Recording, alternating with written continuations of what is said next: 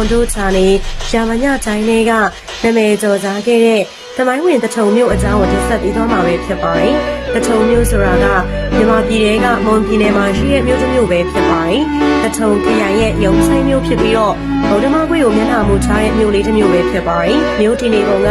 ကျောင်းအုပ်တွေနဲ့စိမ့်ဆိုတာရတဲ့တောင်ဆောင်စင်စီရောကိုနောက်ခံထားပြီးတော့တောင်ကုန်းနဲ့မြေပြန့်ကြားမှာရှိတဲ့ရှုမြော်ကင်းနေနဲ့တာယာလာပါတဲ့မြို့လေးတစ်မြို့ပဲဖြစ်ပါတယ်။တထုံမြို့ကမြန်မာနိုင်ငံမှာဗုဒ္ဓဘာသာစတင်ပွင့်လင်းလာနေရဖြစ်တယ်လို့ဖအိုးလူမျိုးတွေရဲ့မူလစာတီးမြို့လည်းဖြစ်ပြီးတော့သူတို့အတွက်အရေးပါတဲ့မြို့တစ်မြို့လည်းဖြစ်ခဲ့ပါတယ်။တထုံမြို့ကပြန်ပြူပြီးတော့တစ်ပင်ကြီးငယ်တွေလည်းအလုံးအင်မတန်မှပေါ်များလာပါတယ်။တထုံမြို့နယ်ထဲမှာ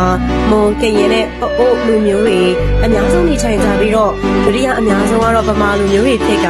ဖအိုးလူမျိုးတွေကတတိယအများဆုံးနေထိုင်ကြပါတယ်။လူရရဲ့85%လောက်က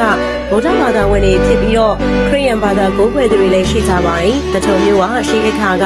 မတင်ရှားတဲ့တန်ဃာရွာလေးတွေသာဖြစ်ခဲ့တာပါ။အဲဒီတော့ကလဝလူမျိုးတွေနေထိုင်ကြတယ်လို့လည်းဆိုကြပါတယ်။နောက်ပိုင်းမှာမွန်လူမျိုးတွေဖအိုးလူမျိုးတွေပါတန်ရောက်ပြီးတော့နေထိုင်ခဲ့ကြပါတယ်။